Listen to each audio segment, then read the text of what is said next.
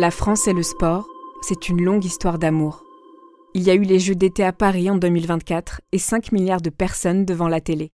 La fois d'avant, c'était à Albertville en 1992 pour les Jeux olympiques d'hiver. Le monde se passionnait pour des sports moins connus, ceux qu'on ne voit que rarement sur nos écrans.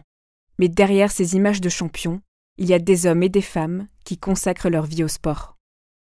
Tiffany est patineuse de vitesse sur piste courte. Elle connaît ses premiers JO en 2018, les suivants en 2022. Elle rêve de médailles, de vitesse, de faire briller son sport. Mais à trop voir les athlètes dépasser les limites de leur corps, on en oublie parfois qu'eux aussi sont humains et que les dangers qui vont avec le sport de haut niveau peuvent les rattraper à tout moment. Vous écoutez Transfert. Ce témoignage a été recueilli par Louise Régent.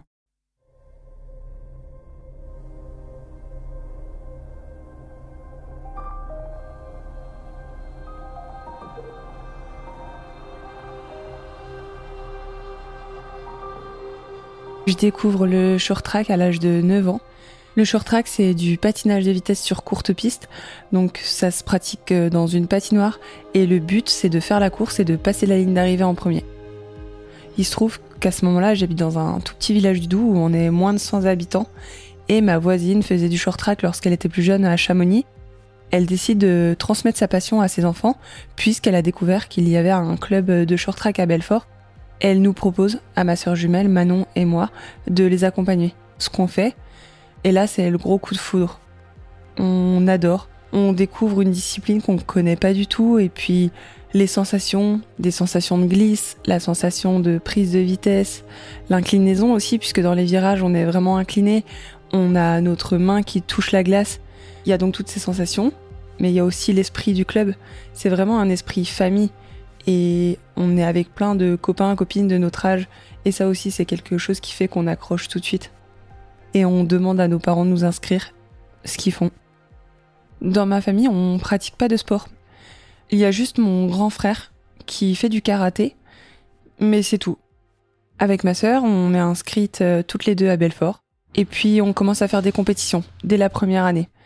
Ça nous plaît, même si je suis très stressée, enfant, de me retrouver sur une ligne de départ. J'ai du mal à canaliser ce stress et puis je suis assez tétanisée avant de monter sur la glace. C'est la peur de l'échec, clairement.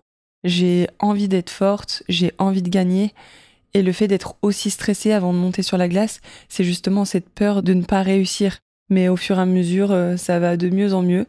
Je suis vraiment à la recherche de l'amusement, un peu comme dans une cour de récréation finalement, quand le maître tape dans ses mains et que c'est le moment d'aller s'amuser.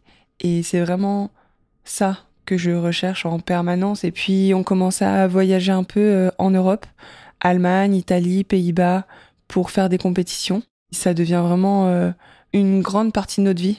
On est toutes les deux passionnées par ce sport jusqu'au jour où, en 2010, on fait les sélections pour intégrer l'équipe de France junior qui se trouve à Font-Romeu, donc à plus de 1000 km de chez nos parents. On a toutes les deux 15 ans et on est toutes les deux prises. Et puis là, toute notre vie change. Arrivé là-bas, on passe de 2 à 3 entraînements par semaine dans notre club à 2 à 3 entraînements par jour. Donc on s'entraîne avant d'aller à l'école. Ensuite, on va au lycée. Ensuite, on mange, on retourne au lycée pour finir ensuite de nouveau sur la glace ou en dehors de la glace pour s'entraîner.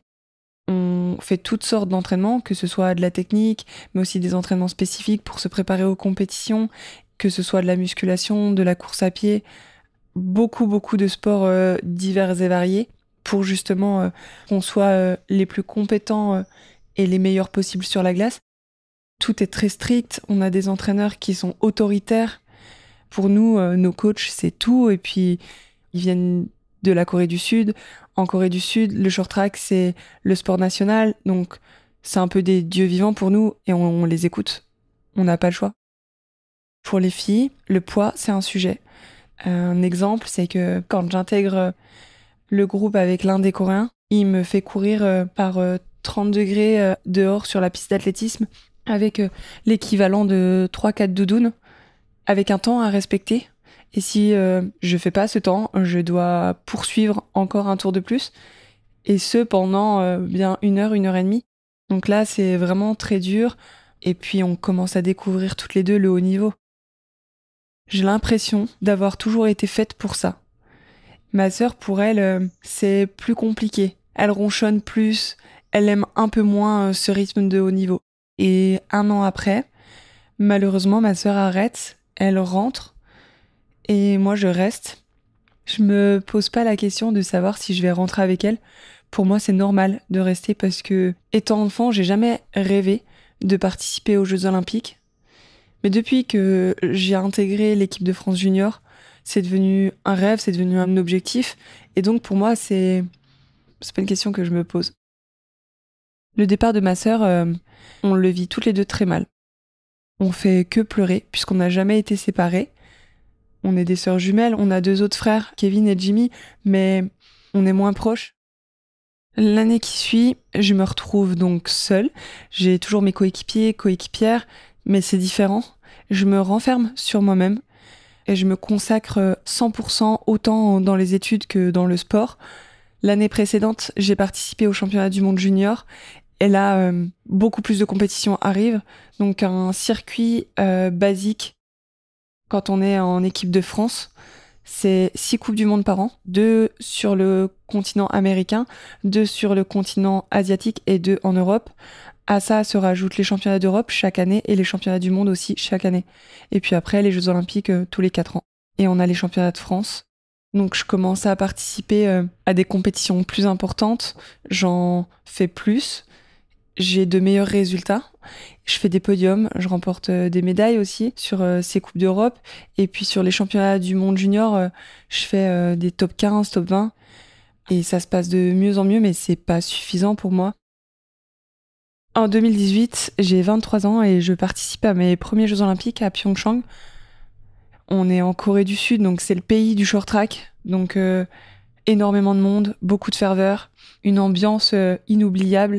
Mes parents et ma sœur jumelle Manon sont là, ils ont fait le déplacement et ça c'est exceptionnel. Ils sont pas habitués à voyager aussi loin. C'est clairement des moments suspendus. Et puis tout au long de ma carrière, donc ils me soutiennent. Mais c'est pas le genre de parents à pousser l'enfant, à pousser l'athlète à être derrière son dos, à mettre une pression. C'est la bonne distance entre on te soutient, on est présent, on sera là pour toi et on t'encourage. Pour la course, pour la performance, ça se passe bien. Je bats des filles que j'avais jamais battues auparavant, mais j'ai quand même un sentiment de... Je suis très fière de moi et en même temps je suis un petit peu déçue parce que j'arrive pas à passer le tour suivant pour la phase d'après. Dans le short track, il y a 3 distances. Le 500 mètres, donc qui est l'équivalent du sprint. Le 1000 mètres, c'est la distance intermédiaire. Et ensuite, le 1500 mètres, qui est considéré comme notre longue distance, mais ça reste quand même relativement court. Donc pour le 500 mètres, c'est 4 tours et demi, 2 pistes. Le 1000 mètres, 9 tours. Et le 1500 mètres, 13 tours et demi.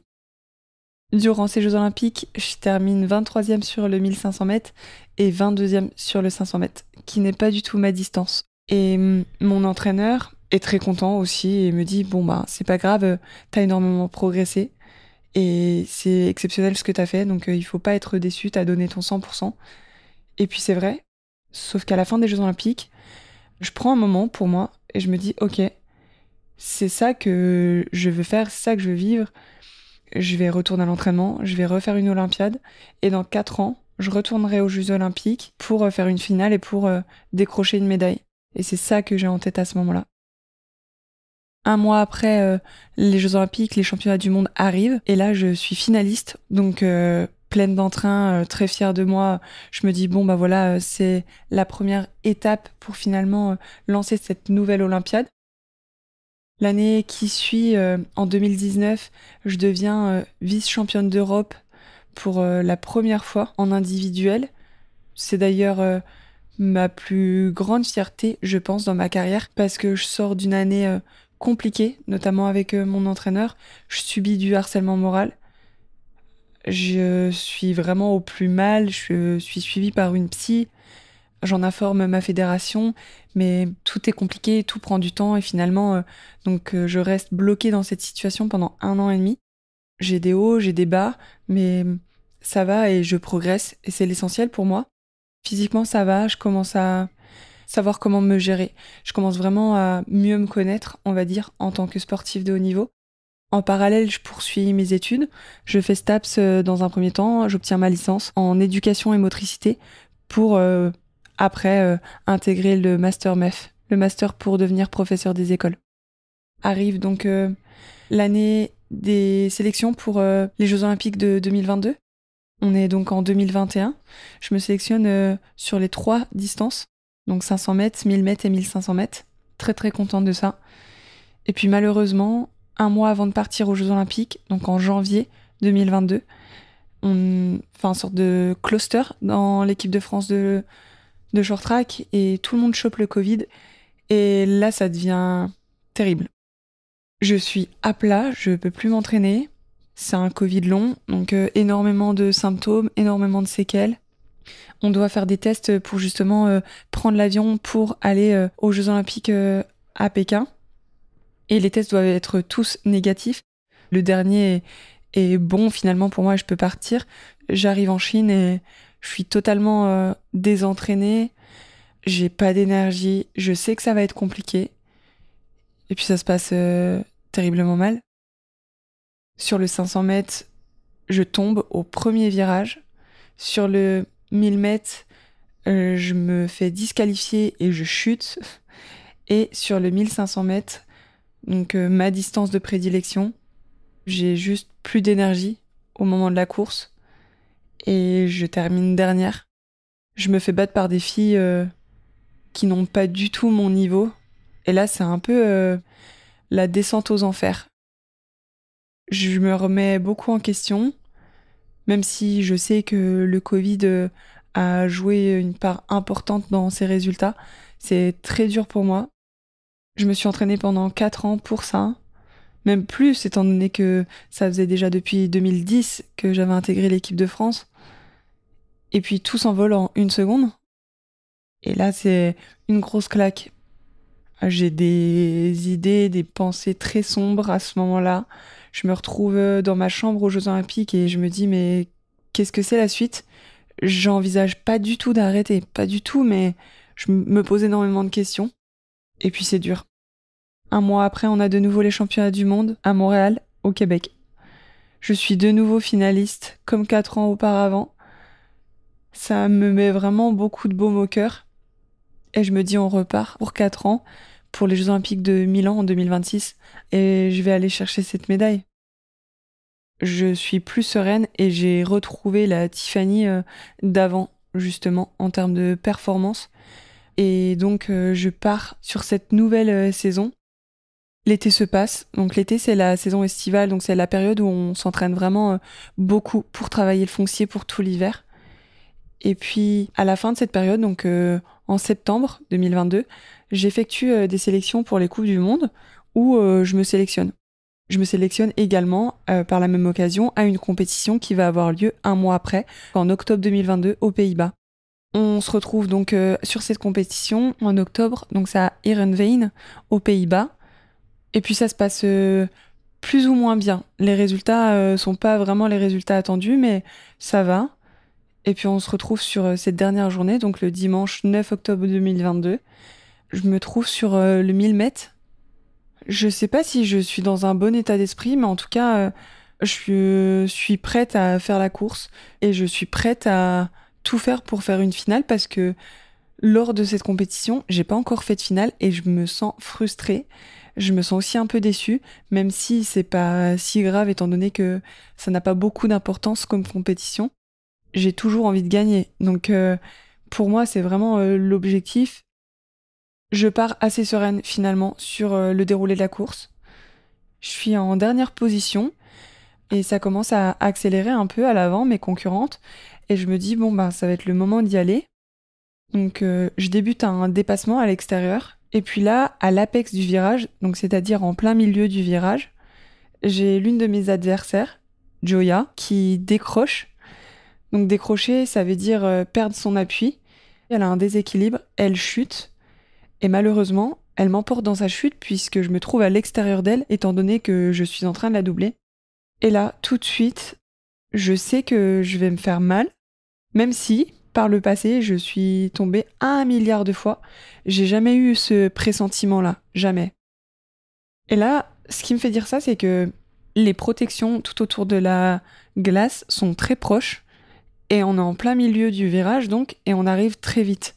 Donc il y a cette sensation de vitesse, il y a cette proximité, on est deux, je sais pas, je me dis je vais me fracturer le tibia puisque c'est une chute qui peut être courante en short track. En tout cas, c'est la pire chute qui peut arriver dans ce sport. Donc tout ça, ça se passe en une fraction de seconde. Et j'ai mes deux pieds qui arrivent en direction du matelas de protection. J'essaye de les lever pour justement ne pas me fracturer le tibia. J'ai pas le temps de lever assez mes pieds et je percute violemment ma tête dans mes genoux. Ma tête repart en arrière. Je perds pas connaissance. Je ressens aucune douleur et c'est ce qui est vraiment terrifiant, c'est de se dire c'est pas normal et surtout je sens plus rien. Et cette sensation de ne plus rien ressentir, c'est indescriptible. J'essaye de me relever, bien sûr. Du coup, j'essaye de bouger les pieds, mes pieds ne répondent pas. J'essaye d'hurler, même si j'ai pas de douleur, pour faire comprendre que c'est très grave et qu'il faut venir m'aider. Sauf que je peux pas hurler. J'essaye de pleurer aussi. J'ai envie de pleurer, mais je peux pas pleurer. À ce moment-là, je pense à beaucoup de choses. Je me dis, c'est pas possible. Ma passion ne va pas me conduire aujourd'hui à être en fauteuil roulant. Je peux pas être paralysée. Si je reste comme ça, j'irai en Suisse ou dans un pays qui autorise justement de mettre fin à ces jours. Et j'ai peur et c'est le chaos dans ma tête. Et pendant ce temps, sur un ton monotone, à la limite du chuchotement, je dis juste venez vite m'aider, je suis paralysée, venez vite m'aider, je suis paralysée. La course est arrêtée, donc il donne 2 coups de sifflet et heureusement, puisque vu qu'on tourne en rond, si les filles nous tombent de nouveau dessus, ça peut être vraiment fatal. Donc mon entraîneur comprend tout de suite, il monte sur la glace et peu de temps après, peut-être quelques secondes après, la kiné de l'équipe de France, Charlotte, monte également sur la glace pour m'immobiliser. Mon coach, il me retire mes patins et il faut savoir qu'ils sont moulés à nos pieds, c'est du carbone, donc généralement on est les seuls à pouvoir les mettre. Et puis personne d'autre ne peut prendre nos patins. Et c'est donc très très serré. Et là, il me retire mes patins comme un bourrin. C'est à la limite de me démettre les hanches tellement il tire pour me retirer mes patins. Là, il comprend que c'est vraiment très très grave parce que j'ai absolument aucune réaction. C'est peut-être la fin de quelque chose vraiment et qu'il n'y aura pas de retour possible. Je peux pas tourner la tête. Donc la seule chose que je vois, c'est ses yeux et je m'accroche vraiment à son regard. Et lui, on voit qu'il a peur, on voit qu'il comprend que c'est très grave et il essaye un peu de fuir mon regard.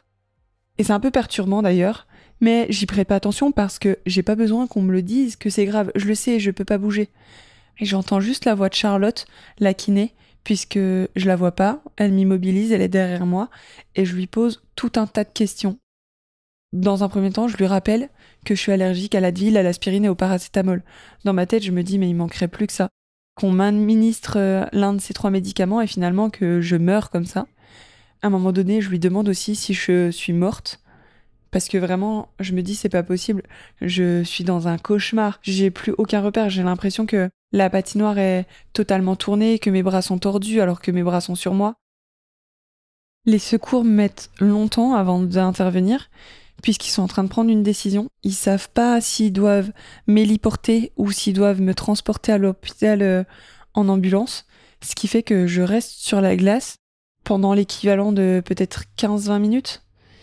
Et puis ensuite, ils prennent la décision de me transporter à l'hôpital en ambulance. Et au moment où ils me mettent sur le brancard, je sais pas ce qui se passe. Mais là, toutes les douleurs se réveillent dans mon corps. Et je pense que j'ai jamais eu aussi mal de ma vie.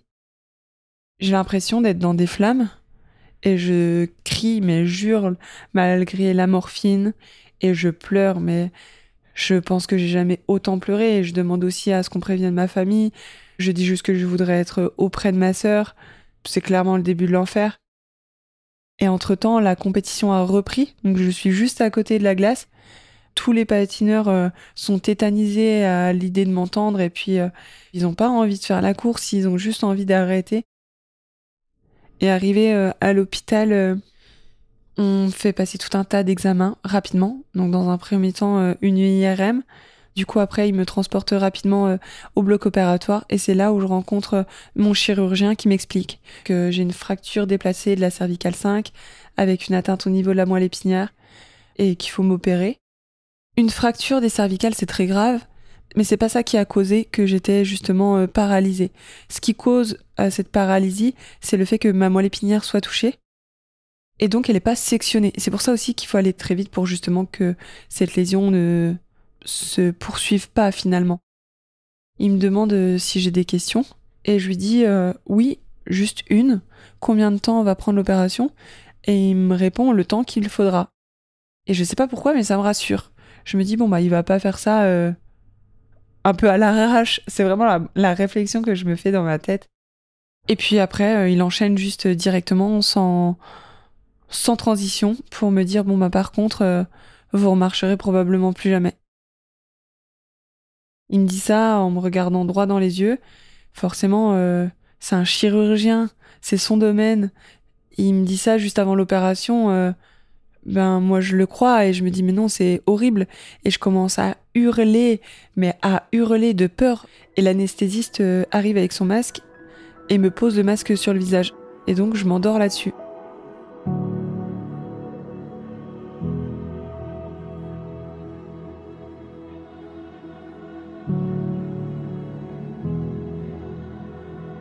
Je me réveille dans la salle donc de réveil et j'ai mon manager Alexis et l'un de mes coéquipiers Tristan avec qui je m'entends vraiment très bien. C'est l'un de mes meilleurs amis. Ils sont tous les deux là et ça me fait beaucoup de bien de les voir parce que c'est des visages familiers. Quand je me réveille, le premier réflexe c'est d'essayer de bouger mon corps. Donc ça répond vraiment un tout petit peu, c'est plus que léger. Mais je sais pas, dans ma tête je me dis ok ça va aller. Finalement c'est comme l'entraînement. Je vais devoir me battre pour accéder à la plus haute performance de ma vie, on va dire. Je vise toujours les Jeux Olympiques de 2026. Je me dis, bon, bah, ça va prendre juste un petit peu plus de temps que prévu, mais c'est tout. Et je suis vraiment dans le déni. Je me suis jamais blessée avant ça. Donc moi, la blessure, je connais pas. Et je me dis, je vais retrouver mon corps, je vais retrouver la marche, je vais retrouver mon autonomie. Et je vais retourner en compétition et je vais décrocher des médailles. Et en 2026, je serai aux Jeux Olympiques. Il n'y a aucun doute. Et donc, à la suite de ça, s'entame toute la rééducation. J'ai énormément de douleurs. J'ai mal partout, tout le temps, en permanence. C'est un enfer. J'ai un protocole pour me remettre assise. Donc, dans un premier temps, c'est difficile. Beaucoup de malaise, beaucoup de perte de connaissance. J'ai pas ces périodes de doute, mais je fais beaucoup de cauchemars aussi. Je revois sans cesse cet accident et je dors très peu la nuit. Et puis je commence à pouvoir bouger l'index gauche la semaine qui suit. Là, c'est une grande étape pour moi puisque je retrouve un peu de mouvement. Au fur et à mesure, ça va de mieux en mieux aussi vis-à-vis de ce protocole où on me met assise dans un fauteuil roulant. Les semaines passent et je retrouve un peu de mobilité. Donc plein de petites victoires. Première fois que je vais manger avec une fourchette avec la main gauche. Je suis droitière, donc c'est compliqué pour moi. Ma main droite est paralysée. Après, donc il y a cette première fois aussi où je me brosse les cheveux toute seule. C'est vraiment les gestes du quotidien qui peuvent paraître vraiment des petites choses vraiment banales et finalement qui ont une place terriblement importante pour moi à ce moment-là. Je note. Plutôt je dicte, puisque j'ai pas vraiment la capacité de noter quoi que ce soit, mais je dicte à mon téléphone toutes mes petites victoires du jour, de la semaine, et puis de mon corps. 10 jours après mon accident, 2 infirmières me demandent si j'ai envie d'essayer de me mettre debout, ce que j'accepte immédiatement, puisque pour moi je me dis, bon bah voilà, ça va me permettre de progresser encore plus vite. Elles vont chercher un déambulateur. Elles se placent toutes les deux d'une part et d'autre de moi. Et puis, on le fait vraiment étape par étape. Dans un premier temps, c'est difficile parce que rien que le fait d'être assise, j'ai mal à la tête, je fais des malaises. Elles m'aident à me relever. Et je me lève, elles me tiennent. Et là, donc, je suis debout et je fais un pas après l'autre. Donc, je marche. Je pense que c'est un moment qui restera gravé à vie finalement, parce que c'est vraiment un moment très fort en émotion pour tout le monde, pour toutes les personnes qui sont là, même pour ma famille. Pour eux, ils avaient mis une croix sur mes jambes et mon autonomie. Pour eux, c'était terminé et j'allais rester en fauteuil toute ma vie. Mon copain, Tristan, filme. Il me dit tout de suite, c'est incroyable ce que tu fais, c'est incroyable. Les infirmières, donc, qui sont hollandaises, reprennent les mots aussi en français pour dire que c'est incroyable, que c'est exceptionnel, et elles m'encouragent énormément. Je me fais applaudir par tout le personnel dans le couloir, donc beaucoup de frissons aussi, et je fais vraiment pas beaucoup de pas, mais juste suffisamment pour ressentir de la progression, pour voir que j'avance. C'est bizarre de se dire que il faut réapprendre à marcher. Finalement, un pied après l'autre, ça paraît basique et à ce moment-là, ça me demande énormément de concentration. Quand je retourne dans mon lit, c'est un peu le contre-coup de me dire c'est fou ce qui vient de se passer, c'est fou et c'est rapide, même si c'est pas assez rapide pour moi. Et en même temps, je me dis mais c'est pas normal ce que j'ai ressenti et donc je m'effondre, je pleure et je me dis combien de temps ça va prendre. Beaucoup de questions, mais toujours certaine que je vais progresser. Le chirurgien vient peu de temps après mes premiers pas et il me dit absolument rien et j'attends pas de reconnaissance de sa part, mais je me dis c'est un peu déplacé en tant que chirurgien, il devrait être content finalement du travail qu'il a fait puisque il y est aussi pour quelque chose sur cette récupération. Mais non, rien. Il me dit juste oui, bon, vous avez fait quelques pas, mais ça veut pas dire que c'est gagné. Et puis, ça pourra prendre peut-être 1 an avant que vous puissiez récupérer. Et c'est même pas sûr. Quelques jours après, je demande à ce qu'on retire aussi ma sonde urinaire parce que je rencontre beaucoup trop de problèmes avec cette sonde et j'en peux plus. Et j'arrive à faire pipi de manière naturelle parce qu'en fait, lorsqu'on a une lésion au niveau de la moelle épinière, ça touche donc tout le corps et notamment la vessie. Donc on peut avoir des incontinences, on peut rester sondé en permanence ou on peut faire des autosondages. J'ai une médecin qui arrive en trombe dans ma chambre et qui me dit Ouah, mais c'est incroyable Tiffany, on pensait pas que vous pourriez de nouveau uriner par vous-même. Donc très contente. Et ça sera après la dernière fois que je verrai mon chirurgien, donc il revient. Et pareil, un peu le même état d'esprit que depuis le début. Et donc finalement, je me dis juste, bon ben, ce type est très doué de ses mains, c'est un très bon chirurgien, mais qu'il est antipathique au possible. Je prends de la distance aussi avec ça et j'essaye de pas le prendre personnellement.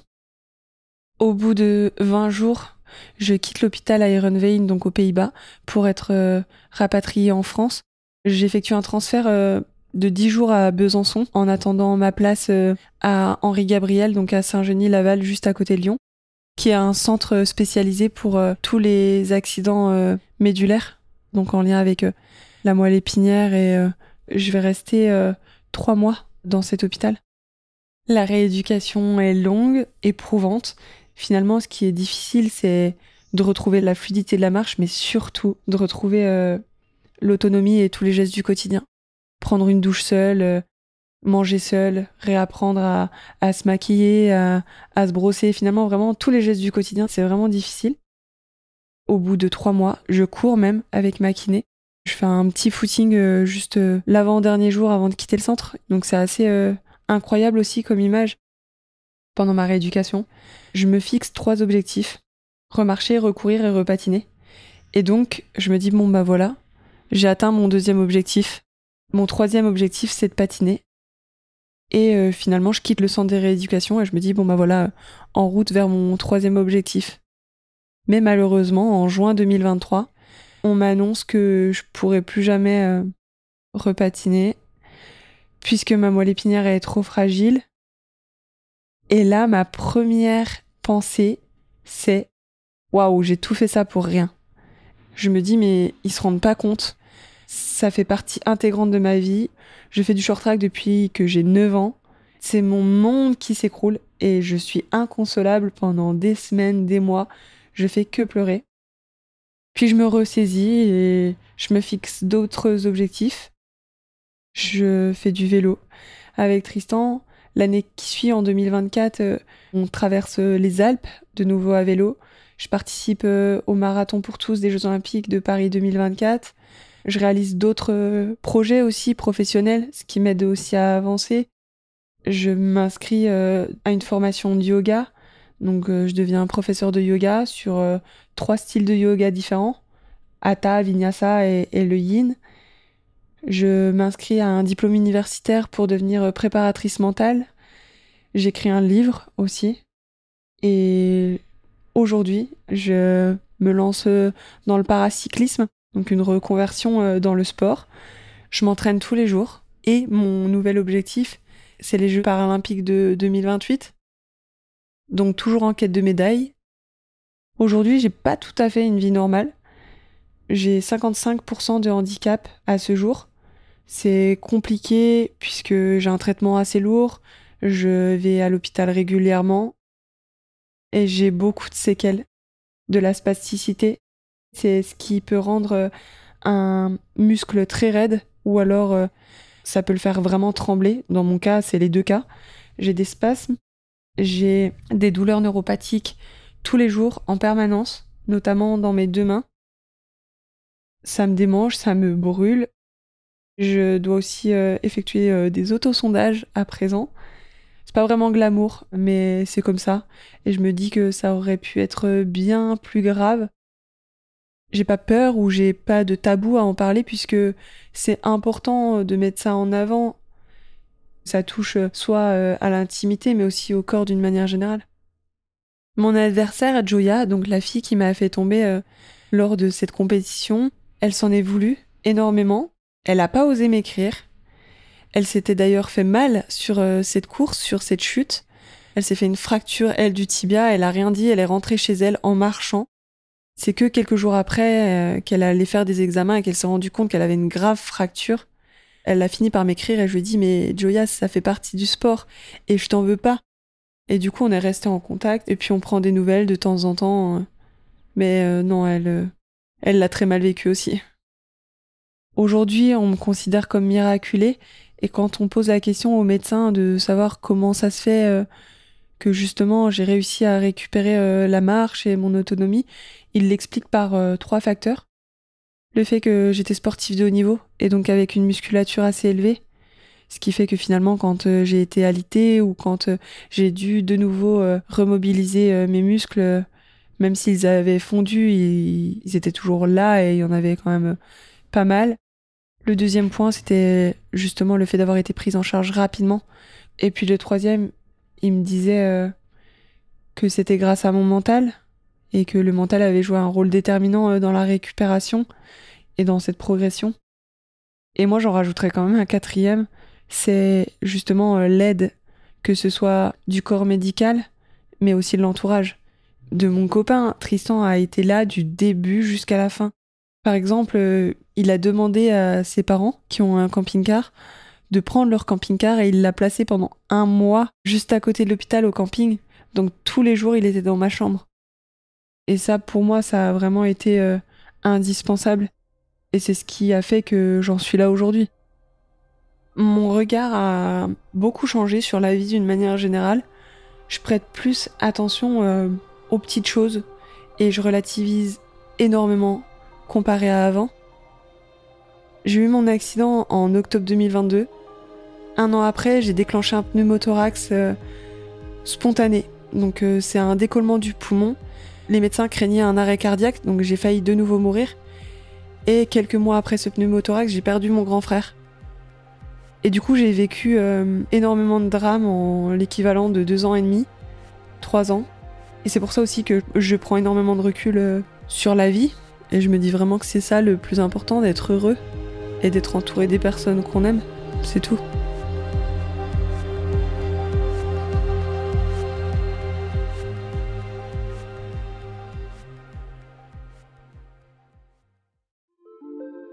Vous venez d'écouter Transfert. Ce témoignage a été recueilli par Louise Régent. Transfert est produit par Slate Podcast. Direction et production éditoriale, Sarah Koskiewicz et Benjamin Septem-Ours. Chargée de production, Astrid Verdun. Chargée de post-production, Camille Legras. Prise de son, Louise Régent. L'introduction est écrite par Sarah Koskiewicz et Benjamin Septem-Ours. Elle est lue par Aurélie Rodriguez. Retrouvez Transfert tous les jeudis sur slate.fr et sur votre application d'écoute préférée. Découvrez aussi Transfert Club, l'offre premium de Transfert. 3 fois par mois, Transfert donne accès à du contenu exclusif, des histoires inédites et les coulisses de vos épisodes préférés. Pour vous abonner, rendez-vous sur slate.fr/transfertclub. Pour proposer une histoire, vous pouvez nous envoyer un mail à l'adresse transfert@slate.fr.